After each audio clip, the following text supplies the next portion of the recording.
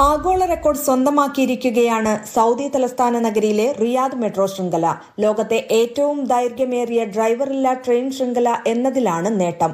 മൊത്തം 85 സ്റ്റേഷനുകളുള്ള ശൃംഖല ഇപ്പോൾ സ്വയംഭരണ ട്രെയിൻ പ്രവർത്തനങ്ങളിൽ ആഗോള റെക്കോർഡ് സ്വന്തമാക്കിയിരിക്കുകയാണ്.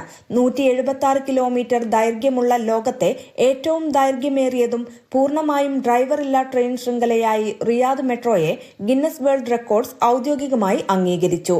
തുടർച്ചയായ നിരീക്ഷണത്തിനും പ്രവർത്തന മാനേജ്മെന്റിനുമായി സജ്ജീകരിച്ചിരിക്കുന്ന സെൻട്രൽ കൺട്രോൾ റൂമുകളിൽ നിന്ന് മേൽനോട്ടം വഹിക്കുന്ന പൂർണ്ണമായും ഓട്ടോമേറ്റഡ് ഡ്രൈവറില്ലാ ഓപ്പറേറ്റിംഗ് മോഡൽ ഉപയോഗിച്ചാണ് എല്ലാ സേവനങ്ങളും പ്രവർത്തിക്കുന്നത്.